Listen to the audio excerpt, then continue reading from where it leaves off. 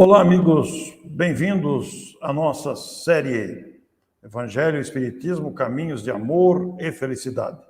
Junto com o professor Marcos de Mário, eu também, Orson, aqui estamos nessa sequência de episódios de estudos do livro Roteiro, ditado pelo Espírito Emmanuel à mediunidade de Francisco Cândido Xavier.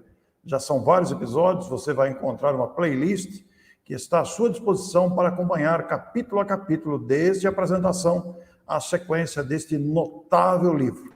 Conosco o professor Marcos de Mário. Marcos, que alegria, que livro esse, hein?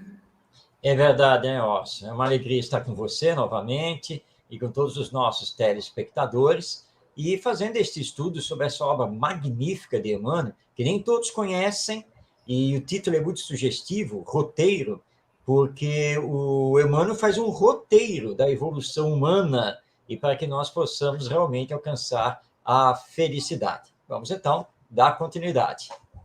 Pois é, os nossos episódios são episódios com média em torno de 30 minutos e a cada semana um novo capítulo, uma nova abordagem. Alcançamos com este clipe, com este vídeo, com essa gravação, o capítulo número 4, na senda evolutiva. Os episódios estão em pleno andamento e é para nós motivo de muita felicidade. Vou deixar contigo aí, Marcos, a leitura do tópico separado para o início do capítulo 4, na senda evolutiva. Muito bem. Esse é justamente o primeiro parágrafo desse capítulo, quando o nosso Emmanuel está aqui nos dizendo quantos milênios gastou a natureza divina para realizar a formação da máquina física em que a mente humana se exprime na Terra. E se nós fizermos uma pesquisa, nós vamos ver que, segundo a nossa ciência, conforme estudos antropológicos e também de DNA, ela chegou à conclusão que nós, seres humanos, como nos conhecemos hoje, nós existimos aqui no planeta Terra há 200 mil anos. É que quando nós falamos 200 mil anos, nós estamos falando de um tempo qualquer. Mas acontece que o planeta, também segundo a nossa ciência, o nosso planeta ele existiria há pelo menos 4 bilhões e meio de anos. Aí o Emmanuel está aqui nos perguntando quanto tempo Deus gastou para que nós pudéssemos ser o que somos, espíritos imortais, com livre-arbítrio, com a liberdade de ação, ou seja, tendo a mente realmente em funcionamento, quanto tempo isso levou? Porque nós sabemos que a elaboração ela se dá, na verdade, através dos mundos primitivos, dos outros reinos, que, aliás, não temos nem ideia do que eles sejam, porque nós só conhecemos os reinos terrenos. Nós conhecemos o resto do que existe no universo. Para nós espíritas, 200 mil anos já é do ser humano com a sua mente em pleno funcionamento. O seu corpo biológico, mais ou menos como nós o conhecemos hoje. Mas nós sabemos, né, que a evolução ela se dá através de você passar por mundos primitivos, por reinos inferiores da natureza, até chegarmos neste estágio em que estamos. Então, a verdade é o seguinte, nós não temos como responder ao Emmanuel, porque nós, de fato, não sabemos, não temos ideia, mas, com certeza, por muito, muito tempo. Ô Marcos, pensando nessa extensão de tempo que nós não temos condição de responder, porque faltam-nos elementos completos para isso e não temos dimensão mesmo para alcançar isso, a gente começa a perceber que Deus é de uma paciência infinita. A paciência inclui-se nos seus atributos do infinito, por exemplo, que é um dos atributos. Deus é infinito em tudo, né? Inclusive, Marcos, no tempo e na paciência, porque para Deus não existe passado ou futuro, é tudo um eterno presente, acompanhando essa evolução toda que você citou tão bem aí, com referência a toda essa questão. Que coisa fantástica isso, Marcos. É verdade, Orson. E Deus é muito paciente, realmente, já que ele é a perfeição, a infinitude.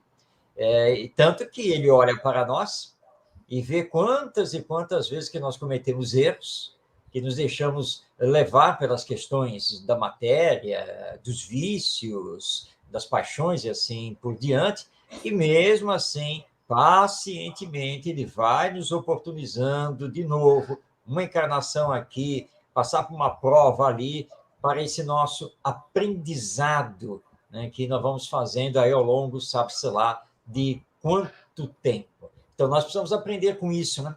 Aprender a trabalhar com o tempo e também desenvolvermos a nossa paciência. Pois é, Marcos, quando falamos em todo esse tempo desenvolvido, utilizado para desenvolver, nós vamos pensar também que não se trata apenas da maquinaria física que atualmente utilizamos, é um corpo com membros, com órgãos, um corpo que é capaz de raciocinar, que é capaz de olhar, de ver, com sensações, com percepções sensoriais, porque nós vemos aí o que Emmanuel coloca na sequência, da sensação à irritabilidade, da irritabilidade ao instinto, do instinto à inteligência, olha a caminhada aí, e da inteligência ao discernimento, séculos e séculos correram incessantes. A evolução é fruto do tempo infinito. Até porque, Marcos, nós enquadramos em toda essa questão aí a vida em suas variadas manifestações, a vida vegetal, a vida mineral, a vida animal. E quando chega na inteligência capaz de raciocinar, ainda que os nossos irmãos menores tenham uma inteligência relativa e começam a desenvolver o sentimento e o instinto de forma mais abrangente, quando chegamos à idade racional, como estamos agora, há todo um caminho ainda pela frente, nós estamos em franco desenvolvimento, necessitados ainda de aprimoramento intelecto-moral. É um caminho muito vasto, né, Marcos? Sem dúvida, Orson.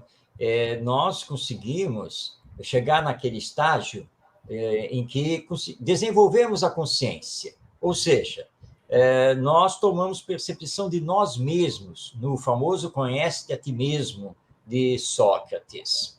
Mas temos muito, muito que evoluir, e a lei divina é a lei do progresso, porque se nós, hoje, já dominamos, não, ou alcançamos um certo desenvolvimento intelectual, tecnológico, científico, nós sabemos que temos muito ainda a avançar. Os astrônomos, por exemplo, da NASA e outros institutos, eles estão assim abismados com as novas descobertas que a nova tecnologia está proporcionando à ciência.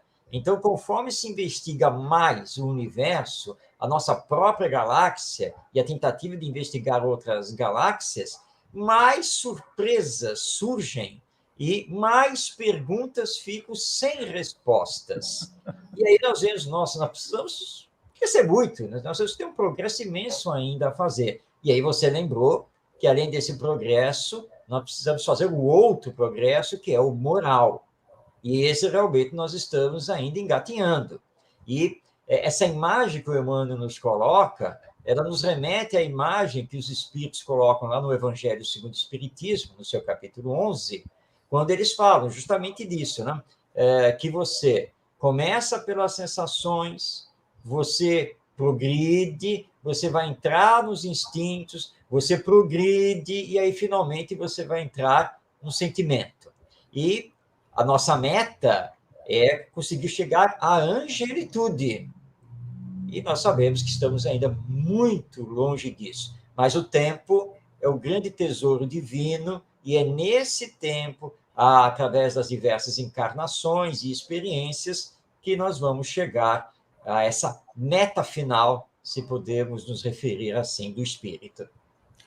Pois é, nos episódios anteriores, nós tivemos oportunidade de ver ali nos primeiros capítulos uma referência à grandeza do cosmo, à grandeza do corpo, o santuário sublime referindo-se ao corpo, e hoje estamos vendo sobre o tempo que isso levou para ser construído. Aí, Marcos, nós nos debatemos com um fenômeno biológico natural da vida humana. São dois fenômenos, aliás, né? O nascimento, através do berço, quando a criança chega, nós aprendemos pela reencarnação que a criança que nasce é um espírito que está reencarnando, e também temos o fenômeno biológico da morte do corpo, que normalmente causa muito sofrimento para as pessoas, exatamente pela separação física, pela chamada perda de entes queridos. Aí vem o Emmanuel, com toda essa sua sabedoria, dentro desse capítulo que nós estamos falando aqui, e vai dizer que berço e túmulo são simples marcos de uma condição para outra. Ora, Marcos, essa afirmação aí tira todo o terror que há na morte e também toda a ilusão de que o espírito, a criança reencarnada, ou a criança que começa a sua vida ali, o bebê, dependendo das crianças, é um espírito sem nenhum saber, sem nenhuma experiência. É o contrário, né? O bebê que nasce é um espírito velho, um espírito que já vem vindo de longe, está apenas iniciando a nova trajetória carnal. E aquele que morre, que parte pelo túmulo, ele não se extinguiu. Ora, Marcos, isso altera todo o entendimento da vida, sua finalidade, sua origem, seus propósitos, convidando-nos a uma postura muito diferente daquela que usualmente temos nos condicionado. O Espiritismo é uma doutrina espetacular, que o Espiritismo, ele liga todos os pontos, ele nos dá todas as explicações e mostra para nós que tudo, não apenas na nossa vida, dentro da humanidade, no cosmos, tudo é natural. Nada dá salto, nada é sobrenatural, nada é maravilhoso, milagroso, nada. E os fenômenos, nascimento e morte, ou reencarnação e desencarnação, eles são naturais. Obviamente que nós precisamos entender direito a questão da alma, né? Da alma imortal que nós somos, alma ou espírito, porque, na verdade, a alma não é uma sombra, a alma não é uma névoa, não é um fantasma, nada disso. Na verdade, nós temos que afirmar aqui categoricamente que a alma sou eu. Quer dizer, eu sou a alma. Obviamente que eu não estou aqui me referindo ao corpo biológico, físico, que o Espiritismo nos explica que é uma vestimenta temporária que eu utilizo quando estou aqui encarnado na Terra. Então, desse ponto de vista, realmente, como você colocou, Orson, todo o terror, né, da morte, o que será que vem depois e como é que fica, tudo isso vai por terra. Porque, com a doutrina espírita, nós começamos a entender que morrer é simplesmente abrir a porta que dá a passagem para o retorno ao mundo espiritual, de onde nós já viemos, e que, portanto, o nascimento é a outra porta, inversa, que abre para que possamos retornar ao mundo corpóreo. E sempre com aquele objetivo, continuar os nossos aprendizados, continuar o nosso progresso intelectual e moral. Agora, na sequência, não é, Orson? O Emmanuel vai nos chamar a atenção em relação ao que estamos fazendo aqui na Terra e qual é o nosso estágio, nosso degrau evolutivo, porque esse retorno ao mundo espiritual não é um retorno sem cobrança, sem nenhum nível de cobrança. Ou seja, nós estamos aqui na Terra, passeando, aí terminou o passeio, volta para o mundo espiritual e uma coisa não tem nada a ver com a outra. Pelo contrário, né, Orson? Tem muito, né? A vida terrena com a vida espiritual estão interligadas, né? Até porque essa interligação, ela é fruto de uma vida perene, a vida é uma só. As existências é que são várias, e existe uma solidariedade entre as existências. Muitas pessoas que não conhecem os códigos doutrinários do Espiritismo chegam a afirmar que como que pode alguém responder por uma falta anterior se ele não se lembra que uma outra pessoa cometeu. Aí está o grande engano, porque é o próprio espírito que era um outro personagem, habitando um outro corpo, mas a alma é a mesma.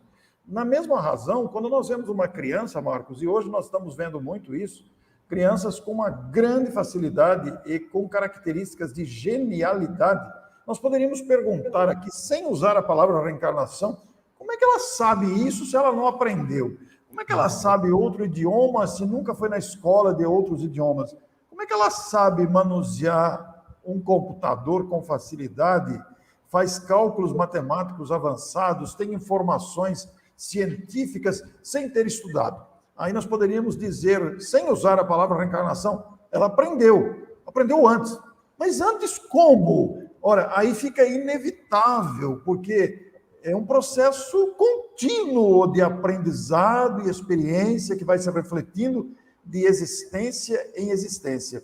E apenas fazendo um parênteses aqui, Marcos, embora o assunto não faça parte do capítulo, mas apenas para citar sobre a questão da morte, muitos de nós nos afeiçoamos nos pequenos animais domésticos, adquirimos uma afeição muito grande nesses animais que convivem conosco, muitas vezes dentro de casa. E quando ocorre a morte de um animal que você se afeiçoa, muitas pessoas sofrem muito com isso e não deixa de ser dolorido. Mas também os animais, o princípio espiritual que habita aquele animal também sobrevive à morte. Fecha o parênteses aqui, apenas para dizer dessa continuidade natural da vida para todos nós, os seres, filhos, as criaturas de Deus. É isso aí, Orson. A pergunta que você colocou aí, né, dessas crianças prodígios com altas habilidades, né? Mas porque ela aprendeu. Sim, mas aprendeu aonde? Porque não foi com os pais, ainda não foi na escola, né, etc, etc. Então, trouxe isso de onde? Mas é dela mesma. Sim, mas habilidades não nascem gratuitamente. Não? Porque se é uma questão corpórea, biológica, por que eu não tenho? Porque aí é um outro questionamento. Né? Porque só esse ser bastante específico em 1 milhão. Então, quando entra o espiritismo, não, olha só, é a mesma alma. Ou seja, essa alma que está aqui hoje, reencarnada neste corpo, é a mesma alma que viveu no tempo tal, com outro nome, no outro corpo, e que foi antes disso, uma outra personalidade, no outro tempo, com outro nome, outro corpo. E aí você encadeia as coisas, e você bom, aí está explicado. Por quê? Ele pode ter desenvolvido essas competências, essas habilidades, esses conhecimentos nas outras existências e também, não podemos esquecer disso, nos intervalos dessas existências enquanto está no mundo espiritual. Aliás, o espiritismo veio acabar com essa ideia bastante equivocada, aliás, de ou irmos para o paraíso ou irmos para o inferno. Não, é uma continuidade de vida tranquila. E sabe, Orson, eu sempre fiquei muito preocupado com essa história de ir para o paraíso, porque, segundo os entendidos disso, você vai para o paraíso, mas é um paraíso tão bom, que você não precisa fazer absolutamente nada, né? Porque você teria alcançado a sua perfeição, por isso que você está vendo no paraíso. Para mim, seria realmente uma prisão, porque eu sou muito ativo, cheio de ideias, estou sempre querendo fazer alguma coisa, mas aí me disseram, não, Marcos, mas aí você vai tocar harpa e cantar fazendo louvores a Deus. Piorou a situação. Porque nessa atual encarnação, primeiro que quando eu canto, nem os obsessores ficam perto. E segundo, que eu também não sei tocar instrumento musical nenhum. Sou muito ruim nisso. Tem um curso lá no céu, no paraíso, pelo menos para isso? Quer dizer, então, vem o espiritismo e tira essa mitologia, essa mística, essa coisa toda. Diz, não, gente, na verdade é o seguinte, o planeta Terra, nesta encarnação, é que é uma cópia imperfeita do mundo espiritual. Tá? Então, quando você retorna para o mundo espiritual após a desencarnação, você vai encontrar vida estuante. Você vai simplesmente dar continuidade ao seu progresso. Por isso que quando você vem na próxima encarnação, você mostra essas altas habilidades. Você mostra todo um conhecimento que, na verdade, você já tinha adquirido, coisas que você já tinha desenvolvido e que você traz, então, dentro das suas ideias inatas e, no caso moral, dentro das suas tendências de caráter. E essa é uma explicação, não é, Orson? muito mais lógica, muito mais tranquila e muito mais natural. Até porque, Marcos, a gente cansaria de tocar tanta harpa. Teríamos que procurar algo. Eu também não conseguiria ficar num ambiente assim de paradeira eterna. E abre uma outra vertente esse assunto, Marcos, porque nós vemos nascer crianças com deficiências variadas. Nós vemos nascer crianças com limitações cerebrais, físicas. E aí, como é que ficamos, né, Marcos? Porque de onde vem Deus estaria sendo parcial, privilegiando alguns com genialidade, com a facilidade em todos os ângulos que você queira ver, inclusive com a saúde, com a riqueza, com as facilidades, seria um privilégio parcial para certas criaturas, e, por outro lado, um desfavorecimento gigantesco, também parcial, para outras criaturas que nascem na pobreza, na limitação física, mental, de variados graus, como a gente tem no planeta, e inclusive limitações sociais, dependendo do país que nasce, etc. Bom, a parcialidade não combina com a justiça e a grandeza de Deus. Então, muitas criaturas que abusaram da liberdade, que abusaram do senso de justiça e não souberam respeitar as leis, poderão viver novas existências com limitações decorrentes desses equívocos. Daí vamos entender essa amplidão em ambos os extremos, tanto da genialidade, da inteligência precoce, como da limitação e da deficiência precoce também. Exatamente, Orson. Quando estudamos o Espiritismo, nós compreendemos que é incompatível com a perfeição divina e a sua justiça perfeita que houvessem privilégios, ou houvessem castigos sem uma causa justa. E o Emmanuel trata disso justamente nesse capítulo do roteiro, porque como as nossas existências e os intervalos no mundo espiritual todas são interligadas, encadeadas, nada se perde. E você sempre haverá de responder por aquilo que fez. É a chamada lei de consequências, ou de causa e efeito. Ou seja, quando você retorna ao mundo espiritual, você retorna tal qual você é, levando aquilo que você fez, que está tudo gravado na sua consciência. E aí você vai ser avisado da reencarnação por necessidade sua. Ora, se você está mentalmente com determinadas ideias fixas, se você lesou alguém na encarnação passada e a si mesmo dentro de vícios, paixões, etc., ora, a próxima encarnação traz, então, consequências de tudo isso no seu novo organismo biológico. E não existe o castigo divino. Nós é que estamos assumindo as consequências. Lembrando também que pode acontecer, Deus muitas vezes o permite, quando você, mais consciente da sua realidade espiritual, você mesmo também solicita determinadas provas. Nós temos isso, por exemplo, no livro Missionários da Luz, lá do Espírito André Luiz, através do Chico Xavier, quando se trata lá da reencarnação do Segismundo, mas sem falar exatamente desse processo, mas porque quando o André Luiz está lá vendo como é que se fazia o processo reencarnatório, há uma irmã nossa que chega ao ministro para pedir uma alteração do futuro corpo biológico dela, que ela já estava iniciando o processo reencarnatório. E ela justifica, dizendo que pela missão e pelas provas que ela ia ter que passar, que seria muito bom se o rosto dela não fosse tão bonito quanto estava naquela prévia do planejamento reencarnatório. Isso é levado a estudo e realmente os espíritos encarregados dos processos reencarnatórios concordam e chegam à conclusão que deveriam, sim, provocar um pequeno defeito no rosto que ela teria no próximo corpo biológico. Então, não acontecem castigos, não tem nada de graça, nada nos acontece sem uma causa justa, porque há essa ligação direta entre a encarnação passada e a nova encarnação. Claro que Deus é justo.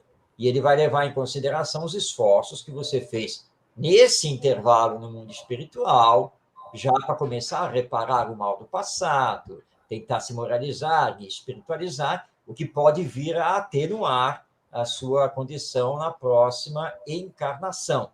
Então, não existe um acidente, né? Ah, estou assim porque foi um acidente. Ou como eu brincava, aliás, ainda brinco com ele, um grande amigo espírita também, que diz assim, eu acho que alguém mexeu na minha ficha reencarnatória lá no mundo espiritual e eu estou desconfiado que foi você.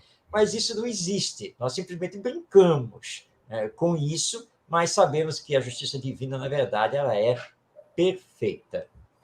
Isso mesmo, Marcos. E o nosso Emmanuel conclui o seu capítulo aqui, no último parágrafo, dizendo para nós, de átomo a átomo, em toda essa trajetória que nós descrevemos aqui compactamente, comentando, organizam-se os corpos astronômicos dos mundos e de pequenina experiência em pequenina experiência, infinitamente repetidas, alarga-se o poder da mente e sublimam-se-nos as manifestações da alma.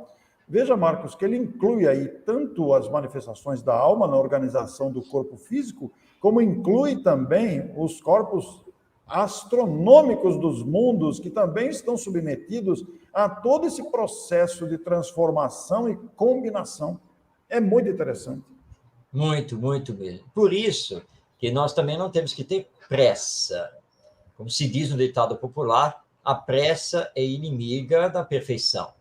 Então, temos que ter calma na nossa evolução, na nossa caminhada, mas, é claro, acionando sempre a nossa força de vontade, até o limite que possamos, para conseguir essa nossa espiritualização o mais breve possível. Mas lembrando que não é numa encarnação, mesmo com o espiritismo, que nós vamos poder chegar à angelitude. Como diz aí o Emmanuel, é de pequenina experiência em pequenina experiência. E se tiver que repetir, vai ser repetido. Como você lembrou antes do início, né? Deus é paciente. Ele tem a paciência soberana, infinita. Então, se tivermos que repetir a experiência, nós vamos repetir tantas vezes quantas forem necessárias até o nosso aprendizado pleno. Porque hoje, Orson, nós temos que confessar que estamos muito longe de conhecer a nossa própria mente e de conseguirmos sublimar a manifestação da alma ou espírito que nós somos. Mas, pelo menos, nós temos a certeza que vamos chegar nisso, porque nós somos destinados à perfeição, a chegarmos ao estado de espírito puro, do qual, para nós aqui na Terra, o modelo, o guia é Jesus Cristo. Então, tenhamos calma, não podemos parar, mas também se apressar demais, se acelerar demais, é capaz de cometermos erros não previstos, e aí, né, reiniciar, recomeçar, né, e nós precisamos tentar evitar isso o máximo possível. Pois é, e é nesse ecoar das eras imensuráveis, como diz o próprio Emmanuel, que a alma cresce no conhecimento e aprimora-se na virtude, estruturando pacientemente no seio do espaço e do tempo o veículo glorioso com que escalaremos um dia os impérios deslumbrantes da beleza imortal. Existe uma beleza grandiosa na obra de Deus, existe uma sabedoria em tudo, grandeza, bondade, sabedoria, justiça, imensidão e, principalmente, Marcos, eternidade pela frente. Vamos, pois, trabalhar. É isso aí, Orson. Essa é a nossa senha. Trabalhemos. E, como diz os Espíritos, trabalhemos nos ocupando utilmente e fazendo, ao mesmo tempo, a nossa melhora, principalmente moral, para que no retorno ao mundo espiritual possamos ter um bom retorno e que na próxima encarnação nós possamos também ter uma encarnação mais dilatada sobre a face da Terra e já podendo realmente realizar determinadas missões a benefício da coletividade. Muito bem, agradecemos a sua audiência E na próxima semana estamos juntos aqui com a sequência desses estudos do livro Roteiro, agora com o capítulo 5, Nos Círculos da Matéria. Esperamos que você esteja aproveitando bem esses conteúdos que tanto nos fazem bem no estudo do livro Roteiro. Até a próxima semana, com a nossa imensa gratidão. Até lá!